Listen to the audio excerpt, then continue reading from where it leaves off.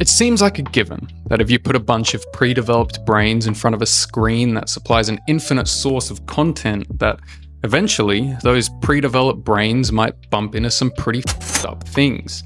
So, in order to avoid that, YouTube had the wise idea of creating a separate side of the platform just for kids, with safety nets and guidelines that make sure no child ever has to witness things on the platform. So why didn't it work? Lady and man, today we are of course talking about the infamous Elsagate. Check this out, new at 4 o'clock. Sex, drugs, and scary videos on a popular children's app. Inappropriate videos have infiltrated YouTube Kids, often showing popular children's characters in violent and even sexual scenarios.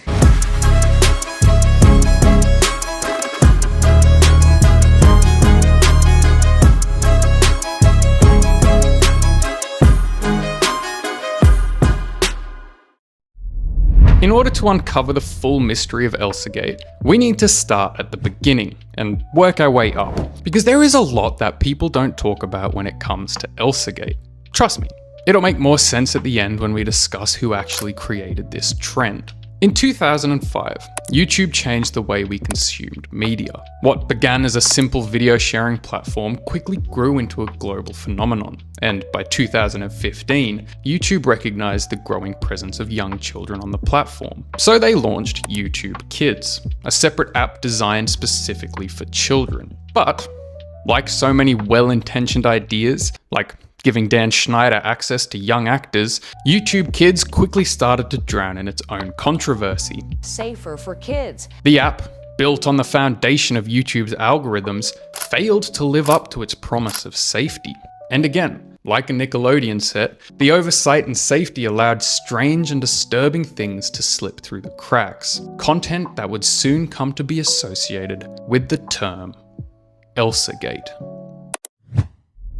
When YouTube Kids launched in February 2015, it was hailed as a revolutionary tool for parents. They could finally leave their child unsupervised on their iPad and go watch Jaros videos on their own YouTube. The app aimed to be a sanctuary, a walled garden where children could watch videos tailored to their needs without being exposed to, well, the rest of the internet. But in my spare time, I'm also a brony. Parents could let their kids explore videos about dinosaurs, the alphabet, or nursery rhymes without worrying about inappropriate advertisement, violence, or disturbing imagery. But the app's foundation rested on the same algorithm that powered the main YouTube site. And if you're a creator, you'd know just how brutal that algorithm can be. It's bad. Like really bad. So please watch until the end of this video so my video gets pushed into the algorithm kind of bad. I will literally get on my knees and beg. This algorithm was designed to maximize watch time and engagement, not to prioritize content quality or child safety. So, instead of carefully handpicking videos or curating playlists manually, YouTube Kids relied on automated systems to recommend content, which really didn't go so well. Naked Hulk loses his pants. These are not good for children. But more on this shortly. The first signs of trouble appeared not long after the app's release. Parents began reporting strange, unsettling videos that their children were finding. These weren't just poorly made or confusing videos, they were actively disturbing. Like, people out there were deliberately trying to traumatize children. Beloved characters like Mickey Mouse, Elsa, and Peppa Pig were shown engaging in violent, just straight up scenarios. It wasn't long before these types of videos became so widespread that it was on the news, globally. Pregnant superheroes, Mickey Mouse in a pool of blood, Peppa Pig drinking bleach. Those are just some of the troubling videos that slipped through the filters and made their way onto YouTube's Kids app. Elsagate was more than just a collection of strange YouTube videos. It was a full-blown internet crisis that revealed the vulnerabilities of platforms like YouTube Kids. The term Elsagate refers to a genre of content that featured familiar characters. These videos often involved violence, gore, themes, or bizarre behavior. At first glance, the videos looked like typical children's content. They had bright, colourful thumbnails and titles full of keywords like Elsa, Spider-Man, and Peppa Pig. These characters were animated or acted out by people in costumes, mimicking legitimate cartoons. But like a party at P. Diddy's place, it didn't take long until it got weird. One video might show Elsa being chased by a man wielding a syringe, while another featured Spider-Man vomiting uncontrollably. For children, these videos were terrifying. For parents, they were infuriating. How could such content be allowed on a platform that marketed itself as a safe space for kids? YouTube, both on its main site and through the YouTube Kids app, relies on an automated recommendation system to suggest videos to users. Elsagate creators exploited this system almost instantly. Once a child clicked on one of these videos, the algorithm would automatically queue up similar videos, creating this endless loop of up content. Even worse, many of these videos were being mass produced. Some Elsagate creators used simple animation software to churn out hundreds of absolute slop videos every week. Others used live action actors in cheap costumes to quickly produce bizarre skits. The goal wasn't to tell a story or entertain children. It was to game the system for views and make that sweet, sweet cash money.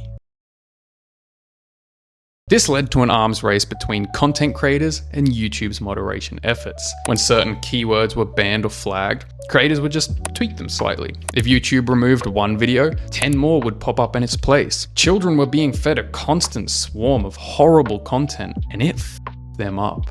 The impact of Elsagate videos on children cannot be understated. Children, especially those under the age of 7, have limited capacity to differentiate between fiction and reality. Seeing their favorite characters in distressing or violent situations can cause fear, confusion, anxiety, and eventually lead to you trying to burn your house down. Yeah, that actually happened. We'll talk about that shortly. For years, social media and video sharing sites have prioritized growth and engagement over user safety. YouTube's reliance on algorithms to curate content is efficient, but it's also deeply flawed. At its core, Elsagate exposed the truth that YouTube constantly chooses to ignore. Algorithms are only as good as the data they're being trained on. Elsagate took a turn for the worse when creators started to introduce another character into their videos, a character that we all know and love. Momo began appearing in Elsagate-style videos. Some videos started off innocently, featuring characters like Elsa or Peppa Pig, only to suddenly cut to Momo's face, accompanied by a threatening message. This overlap wasn't just a coincidence, it was a deliberate attempt to exploit the fears generated by both phenomena. And if you want to learn more about Momo, click up there.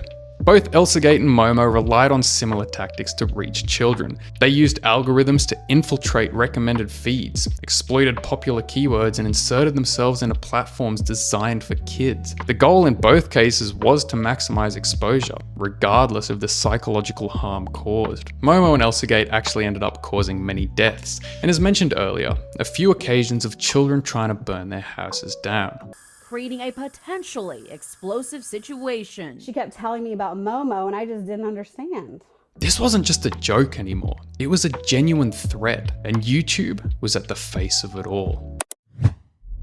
In 2019, YouTube was finally held accountable and was facing lawsuits for violating the Children's Online Privacy Protection Act. The case resulted in a record $170 million fine, although critics argued the penalty was insufficient given the platform's massive profits. But even after everything, Elsagate is still pretty prominent now and has had this weird resurgence with new media and new platforms like TikTok. You can still find videos on YouTube Kids with disturbing and up visuals, because as long as they have a platform, people aren't going to stop finding ways to create this kind of content. And as for the original creator, it's still pretty unclear on who technically started Elsagate, but most evidence leads to this man, Gregory Chasm, the man behind the channel named Toy Freaks, a popular YouTube channel that featured him and his young daughters in bizarre skits that drew millions of views. Framed as family entertainment, the videos showed the children crying, spitting out food, and engaging in exaggerated misbehavior, which ended up sparking accusations of exploitation.